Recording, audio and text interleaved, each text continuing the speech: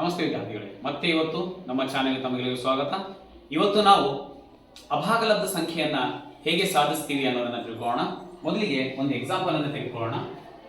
ಇಲ್ಲಿ √2 ಒಂದು ನಮ್ಮ ಪ್ರಶ್ನೆ ಈ ರೀತಿ ಕೊಟ್ಟಾಗ ನಾವು ಅದನ್ನ ಹೇಗೆ ಸಾಧಿಸಬೇಕು ಅನ್ನೋದನ್ನ ಇಲ್ಲಿ ತಿಳ್ಕೊಳ್ಳೋಣ ವಿದ್ಯಾರ್ಥಿಗಳೇ. √2 ಒಂದು ಅಭಾಗಲಬ್ಧ ಸಂಖ್ಯೆಯನ್ನು ಸಾಧಿಸಿ ನಮ್ಮ ಆನ್ಯುವಲ್ ಎಕ್ಸಾಮ್ ನಲ್ಲಿ ನಮಗೆ 2 ಅಂಕದ ಪ್ರಶ್ನೆ ಅಥವಾ 3 ಅಂಕದ ಪ್ರಶ್ನೆಯಲ್ಲಿ ಕೇಳ್ತಾನೆ. ನಾವು ಈ 3 ಅಂಕಗಳನ್ನು ನಾವು ಹೇಗೆ ಪಡಿಬೇಕು ಅನ್ನೋದನ್ನ ತುಂಬಾ ಸರಳವಾಗಿ ನಾವು ಅರ್ಥ ಮಾಡ್ಕೊಳ್ಳೋಣ. ಸೊ ಈಗ ಪರಿಹಾರ.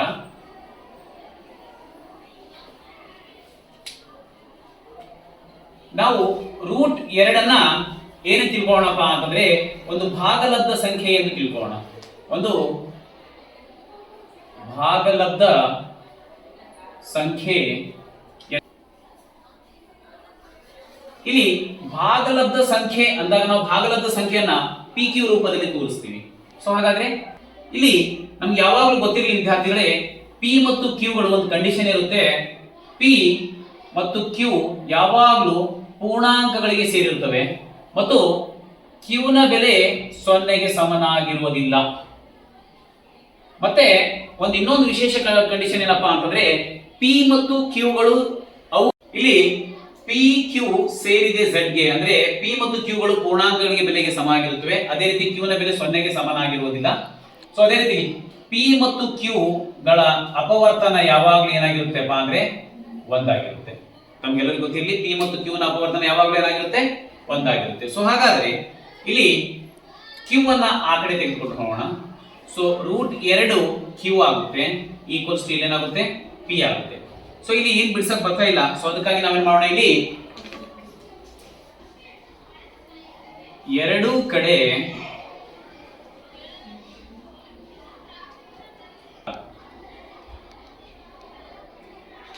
ಈಗ ಎರಡೂ ಕಡೆ ವರ್ಗಗೊಳಿಸಿದಾಗ ಏನಾಗುತ್ತೆ? √2 Q ವರ್ಗ ಇಲ್ಲಿ P ನ ವರ್ಗ. ಸೊ ಈ √2 Q ನ ವರ್ಗ ಮತ್ತು P ನ ವರ್ಗಗಳನ್ನು ಬಿಡಿಸಿದಾಗ ಇಲ್ಲಿ ನೋಡಿ ವಿದ್ಯಾರ್ಥಿಗಳೇ, ಯಾವಾಗಲೂ ರೂಟ್ ನ ಬೆಲೆ ಮತ್ತು 2 ವರ್ಗ ಬೆಲೆ ಸಮನಾಗಿರುತ್ತವೆ. ಹಾಗಾದ್ರೆ ಇಲ್ಲಿ ಬೆದ್ದ ಬೆಲೆ 2, Q ನ ವರ್ಗ ಅಂತಂದ್ರೆ Q², ಇಲ್ಲಿ P ನ ವರ್ಗ P ನ ವರ್ಗ. ಸೊ ಇದನ್ನ ಸಮೀಕರಣ 1 ಅಂತ ತೆಗೆದುಕೊಳ್ಳೋಣ.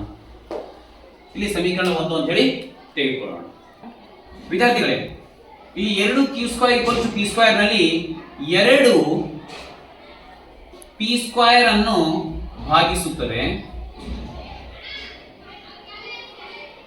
ಅದೇ ರೀತಿ 2 P ಅನ್ನು ಭಾಗಿಸುತ್ತದೆ.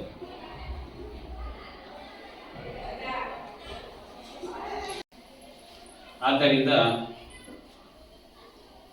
ನಾವು ಏನ್ ಮಾಡೋಣ, ಇಲ್ಲಿ P ನ ಬೆಲೆಯನ್ನ 2 ನಾವು P ನ ಬೆಲೆಯನ್ನ 2m ಅಂತ ತೆಗೆದುಕೊಳ್ಳೋಣ. ಸೊ ಹಾಗಾದ್ರೆ ಈ P ನ ಬೆಲೆ 2m ಎಂದು ತಿಳಿದಾಗ ಈ ಬೆಲೆಯನ್ನ ಸಮೀಕರಣ 1ರಲ್ಲಿ ಹಾಕೋಣ. P ಯ ಬೆಲೆಯನ್ನು ಸಮೀಕರಣ 1ರಲ್ಲಿ ಆದೇಶಿಸಿದಾಗ ವಿದ್ಯಾರ್ಥಿಗಳೇ, ಇಲ್ಲಿ P ನ ಬೆಲೆ 2m ಎಂದು ತಿಳಿದಿದ್ದೀವಲ್ಲ, ಈ ಬೆಲೆಯನ್ನ ಈ ಸಮೀಕರಣದಲ್ಲಿ ಅಳವಡಿಸೋಣ. ಸಮೀಕರಣ ಏನು ಹೇಳುತ್ತೆ ನಮ್ಗೆ? ಇಲ್ಲಿ 2Q² ಮೈನಸ್ P². ಸೊ ಇಲ್ಲಿ 2Q² ಈಕ್ವಲ್ಸ್ ಟು P² ನ ಬೆಲೆ ಏನಿದೆ? 2m². 2m ಅಂತ ತಿಳ್ಕೊಂಡಿವಿ. ಸೊ ಹಾಗಾದ್ರೆ 2Q² ಇದನ್ನ ವರ್ಗ ಮಾಡ್ಕೊಂಡಾಗ 2 ವರ್ಗ 4, m ನ ವರ್ಗ m². ಸೊ ಹಾಗಾದ್ರೆ ಇಲ್ಲಿ ನಾವು ಈ 2 ಆ ಕಡೆ ಹಾಕೋಣ. Q² 4m² divided by 2. So ಹಾಗಾದ್ರೆ Q² 2 1 2 2 4. So 2m². ಇಲ್ಲಿ ವಿದ್ಯಾರ್ಥಿಗಳೇ, Q² 2m² ಆಗಿದೆ. ಹಾಗಾದ್ರೆ ಇಲ್ಲಿ 2 Q² ಅನ್ನು ಭಾಗಿಸುತ್ತದೆ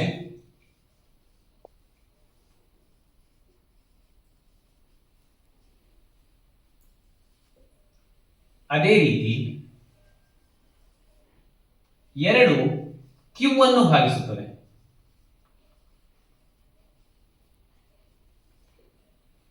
2 ಕ್ಯೂ ಸ್ಕ್ವೇರ್ ಮತ್ತು ಕ್ಯೂ ಅನ್ನು ಭಾಗಿಸುತ್ತದೆ. ವಿದ್ಯಾರ್ಥಿಗಳೇ, ಇಲ್ಲಿ 2 ಪಿ ಮತ್ತು ಕ್ಯೂ ನ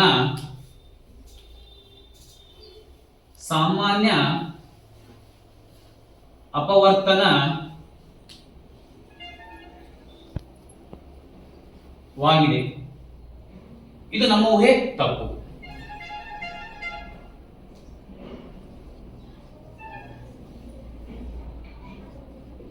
ಏಕೆಂದ್ರೆ ನಮ್ಮ ಊಹೆ ಯಾಕೆ ತಪ್ಪಪ್ಪ ಅಂತಂದ್ರೆ ಇಲ್ಲಿ 2 ಪಿ ಮತ್ತು ಕ್ಯೂ ನ ಸಾಮಾನ್ಯ ಅಪವರ್ತನ ಆಗಕ್ಕೆ ಸಾಧ್ಯನೇ ಇಲ್ಲ. ನಾವು ಮೊದಲಿಗೆ ತಿಳಿಸಿದ್ವಿ ಪಿ ಮತ್ತು ಕ್ಯೂ ನ ಸಾಮಾನ್ಯ ಅಪವರ್ತನ ಯಾವಾಗಲೂ ಒಂದಾಗಿರುತ್ತೆ ಅಂತ.